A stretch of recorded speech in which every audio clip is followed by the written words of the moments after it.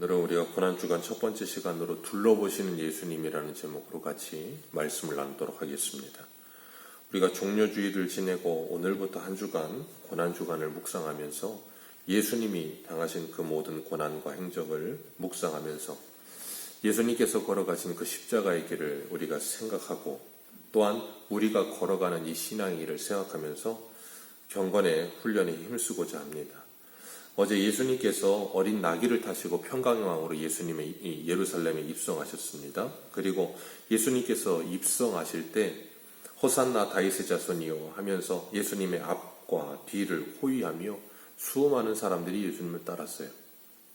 그들은 예수님이 누구신조차 제대로 알지 못했습니다. 그래서 예수님을 선지자 정도로만 소개를 하고 있었죠.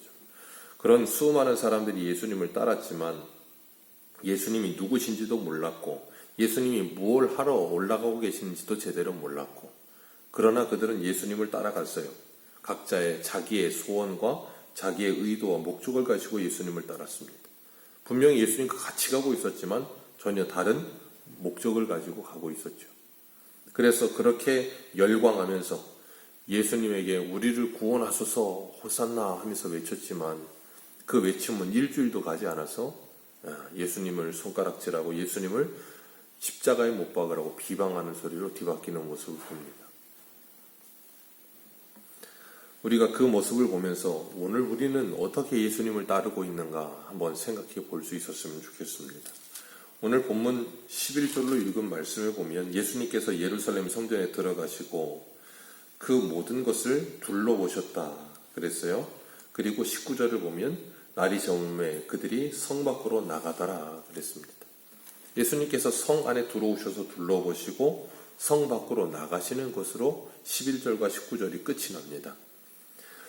사람들은 예수님께서 예루살렘에 입성하시는 이유가 하나님의 성전이 있는 곳이기 때문에 그 성전에서부터 시작하여서 거룩한 전쟁을 시작하고 로마를 몰아내고 메시아의 왕국을 세워줄 거라는 기대에 부풀어 있었어요. 그런데 예수님은 그것과는 정반대의 길을 가시죠. 성전을 둘러보시고서는 나와서 베다니로 물러가십니다. 그 이유는 딱 하나죠. 만민이 기도하여야 할 집이 도둑의 소굴이 되어버린 거예요. 예레미야 7장에서도 똑같은 상황이었던 것처럼 오고 오는 세대 속에서 예루살렘은 항상 이 모습이었던 거예요. 그러니까 예수님께서 둘러보시고 예수님이 거하실 곳이 아무것도 없는 거예요. 그러니까 다시 뭐 하세요? 베다니로 나가시는 겁니다.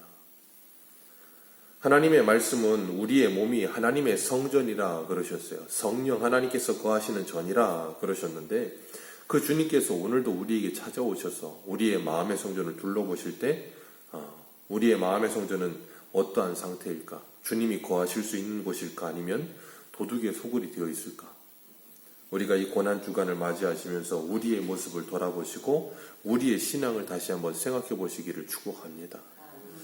때가 저물어 12제자가 베다니로 갔어요. 그리고 이튿날 다시 예루살렘 성전으로 들어가시는데 예수님께서 시장하여 무화과나무를 보시고 무슨 열매가 있을까 싶으셔서 그 무화과나무 열매에 가까이 갑니다.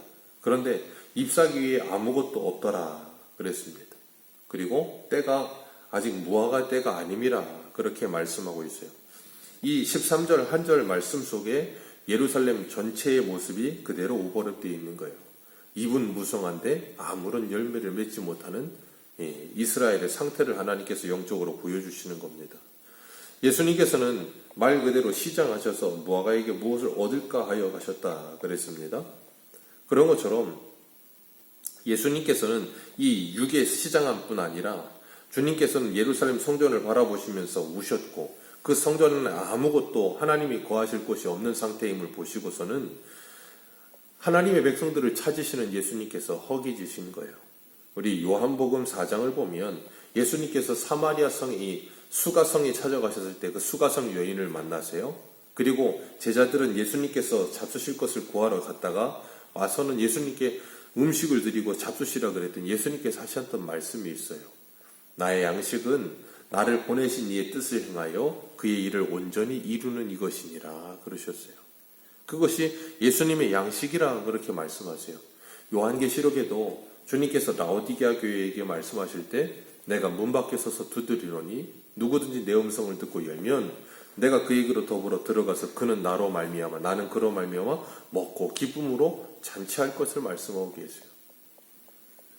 지금 예수님께서는 하나님의 백성들을 구원하시려는 배고픔과 목마름을 가지고 계셨던 거예요. 잎만 무성한 열매가 없는 무화과 나무를 보시면서 탄식하시는 겁니다.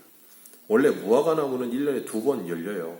그래서 3월 말부터 시작해서 한 5월 말까지 1차적으로 무화과 열리고, 그리고 그 무화과 열매가 떨어지고 나면 8월에서 10월까지 우리가 상품성이 있는 무화과가 열립니다. 그래서 이 1차로 열리는 무화과를 파게라고 부르고 2차로 열리는 무화과를 테에나라고 불러요. 우리가 먹는 무화과는 그 테에나죠. 그런데 이 파게가 열릴 만한 때가 됐는데 열리질 않는 거예요. 그래서 예수님께서 이렇게 그 무화과를 저주하시는 모습을 보게 되는 겁니다. 이 모습은 어떤 예수님께서 다른 무엇을 말씀하시는 것이 아니라 이스라엘이 지금 주님께서 원하시는 상태가 테헤나의 완숙하고 아름다운 열매를 원하시는 게 아니라 그들의 영적인 상태가 파괴 정도라도 돼야 될 텐데 그런 모습도 1도 없는 상태가 되어 있다 그 말이에요. 그러니까 성전으로서 기능을 하나도 하지 못하는 거예요. 그런 모습을 보시면서 예수님께서 너무나도 안타까워 하시는 겁니다. 오카노 목사님께서 예전에 그런 말씀을 하셨어요. 한국 교회를 바라보시면서 사모 현상이 있다 그랬습니다. 3가지 허자로 시작하는 현상이 있다 그랬는데 허세와 허수와 허용으로 한국 교회는 뒤덮였다 그랬어요. 네, 허세가 심하다는 거예요, 한국 교회가. 그리고 허수가 심하다는 겁니다. 부풀리기를 너무 잘한다는 거예요. 그리고 허용에 빠져 있다는 거예요, 허상에. 그래서 사람들이 각자마다 자기들의 욕망을 투영시켜서 그것을 하나님의 비전이라는 이름에 치장을 해가지고 온갖 사람들의 욕망을 이루기 위한 군상이 되어 있다. 그렇게 이야기하셨던 적이 있었습니다. 우리가 이 사모에서 벗어나는 것이 우리의 신앙인 줄 믿으시길 바랍니다. 허상에서 벗어나야 돼요. 나의 영적인 이 허영에서 벗어나야 하고 잘못된 생각에서 벗어나야 돼요. 그러지 않으면 우리는 예수님이 걸어가신 그 십자가의 길을 따를 수가 없어요. 오늘 13절에 무화과 때가 아니다 그러셨어요. 우리 한 군데 한번 보겠습니다. 구약성경 미가서 7장을 한 번만 보세요. 구약성경 미가서입니다. 미가서 7장 1절입니다.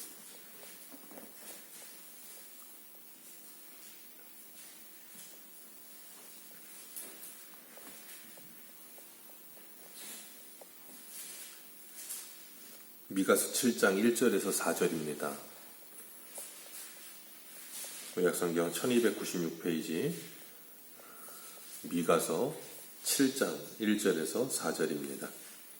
우리 같이 한 목소리로 합독하겠습니다. 시작. 재앙이로다 나여 나는 여름 과일을 딴 후와 포도를 거둔 후 같아서 먹을 포도송이가 없으며 내 마음에 사모하는 처음 익은 무화과가 없도다. 경건한 자가 세상에 끊어졌고 정직한 자가 사람들 가운데 없도다.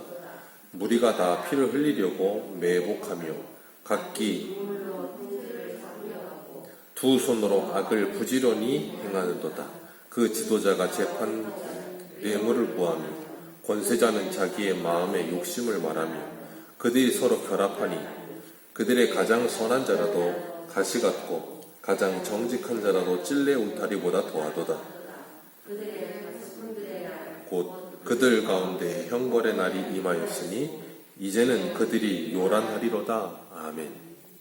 지금 예수님께서 무화과 나무 열매를 찾으시는 그 모습이 바로 딱 이 1절의 말씀이에요. 그 처음 무화과가 없도다. 그 다음 무화과를 찾지도 않으셨어요. 처음 무화과를 찾으셨어요. 근데 그게 없는 거예요. 그 상태가 어떻다고요? 2절과 3절과 4절이 가장 정직한 자라도 가시 같고 가장 이 선한 자라도 이 자시 같고 가장 정직한 자라도 찔레보다 더하도다. 악을 행하고 지도자와 재판관과 권세자들 모두 다 뇌물과 욕심에 눈이 멀어 있다는 거예요. 그래서 성전 안에서 하나님을 예배해야 될 사람들은 하나도 없고 전부 돈 받고 팔고 환전하고 자기 배를 위해서 사는 이들밖에 하나도 없더라는 거예요. 그러니까 지금 이스라엘을 영적으로 인도해야 될 하나님의 성전 안에 찢어져야 돼 하나도 그런 사람을 찾아볼 수가 없는 상태. 그런 상태에 있기 때문에 주님께서 너무나도 괴로워하시는 거예요. 그 주님이 오늘 우리를 바라보신다면 우리 새소망교회는 어떤 곳일지 다시 한번 생각해 봅니다. 우리 새소망교회는 정말 만민이 기도하는 집이 되어 있을까? 하나님을 예배하는 곳이 되어 있을까? 우리 새소망교회는 정말 물된 동산같이 이것을 찾는 이들이 영적인 양식으로 배부르고 하나님의 은혜로 충만해지는 것이 되기를 주님의 이름으로 축복합니다. 그리고 그렇게 되기 위해 기도해 주시기를 바랍니다. 주님이 분명히 우리들도 둘러보고 계실 거예요. 오늘 본문의 주님은 그 예루살렘 성전 안을 둘러보시고 나서 온갖 돈으로 치장되어 버린 그곳을 다 들러엎어버리십니다. 그리고 16절을 보면 아무나 물건을 가지고 성전 안에 지나다님을 허락지 않으십니다. 성전은 그런 곳이 아니라는 거예요. 성전은 기도하는 곳이라는 거예요. 오늘 이 말씀, 주님께서 17절에 말씀하신 이 말씀은 예레미야 7장의 말씀을 그대로 인용하신 겁니다. 예루살렘 성전 안에서 자행되고 있는 모든 죄악된 모습들, 밖에서는 객과 고아와 과부를 돌아보지 않고 세상 사람과 똑같이 온갖 악을 행하고 있는데 성전 안에 들어와서는 나는 구원받았다 라고 착각하고 있는 그들에게 예레미야를 통해 말씀하시죠. 저 성전 앞에 서서 이 솔로몬 성전은 하나님의 성전이 아니라고 외치라는 거예요. 그때 주님의 마음이 어떤 마음이셨겠습니까? 주님께서는 그 성전을 통하여서 이스라엘 백성들과 만나주시기를 원하셨어요. 그들의 죄가 해결되고 주님과 만나서 그들이 참된 안식을 누리며 참된 예배의 삶을 살기를 원하셨는데 그 하나님의 마음과 소원은 하나도 없는 거예요. 오히려 하나님을 믿지 않는 사람들과 같은 강팍한 마음과 죄악된 마음으로 가득한 상태로 살고 있는 거예요. 그런 마음이 없는 상태를 바라보시며 주님께서 탄식하시는 겁니다. 그리고 그 성전을 다 들러부시고 청소하시는 거예요. 평강의 왕으로 오신 예수님께서 우리가 어제도 살펴봤지만 스가랴 9장의 말씀처럼 에브라임의 병거와 말에 다 꺾어버리고 활도 꺾어버리리라. 그들이 힘이라고 생각하는 모든 것들을 다 꺾어버리고 전쟁을 그치게 만들며 그들로 하여금 여호와 하나님만이 힘이라는 걸 가르치겠다라고 말씀하셨어요. 그분이 바로 평강의 왕이세요. 예수님께서 오셔서 그 일을 하시는 거예요. 그래서 주님께서 지금 뭐 하시는 거예요? 그들이 힘이라고 생각하던 모든 것들을 다 들러부십니다. 그랬더니 일어나는 일이 뭐예요? 19절 같이 읽습니다. 19절입니다. 시작.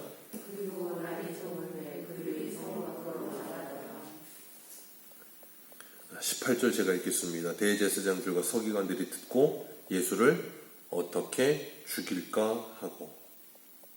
지금 이게 6월절 한 주 전에 있는 상태에 이 사람들이 하고 있는 행태예요. 나중에 가면 이 사람들이 빌라도에게 넘겨줄 때 빌라도의 관정에 들어가지도 않습니다. 이유는 6월절 음식을 먹어야 된다는 거예요. 그래서 우리는 이방인의 띠를 밟을 수 없다는 거예요. 그러고 있는 그들이 지금 뭐 하고 있어요? 예수를 뭐 어떻게 하면 죽일까? 왜요? 그들이 힘이라고 믿는 그 성전을 더 이상 힘을 갖지 못하도록 그들이 돈을 버는 돈의 수단에 그걸 끊어버리시는 거예요. 그들의 기득권을 끊어버리시는 거예요. 그러니까 어떻게 됩니까? 즉각적으로 반응하죠. 그들이 붙들고 있는 걸 놓을 수 없다는 거예요. 자기들의 힘을 놓을 수 없으니 오히려 예수님을 죽이겠다는 거예요. 그게 이 당시 유대인들이었고 혹 오늘도 우리들의 모습은 아닙니까? 내가 힘이라고 믿고 살고 있는 그것을 끊어버리겠다고 하실 때 그것을 끊을 수가 없어서 주님을 십자가에 못 박아버리는 그 죄를 여전히 짓고 있는 우리들은 아닙니까? 주님은 오늘도 우리들에게 형식화되어 버린 우리의 신앙을 내려놓으라고 말씀하시고 예수 그리스도를 바라보라고 말씀하십니다. 그리고 그 예수 그리스도를 바라보며 우리 안에 참된 성령의 열매들이 풍성하게 맺혀지기를 원하고 계세요. 주님은 우리들에게 지금도 그 입만 무성한 모습으로 되어 있지 말고 진정한 열매를 맺는 삶을 살라고 말씀하고 계세요. 그리스도인이라는 허울 좋은 이름만을 덮고 사는 것이 아니라 정말 예수 그리스도를 닮아가며 세상에 그 예수 그리스도를 보여주며 살아갈 수 있는 아름다운 하나님의 성전들 되시기를 주님의 이름으로 축복합니다. 기도하겠습니다.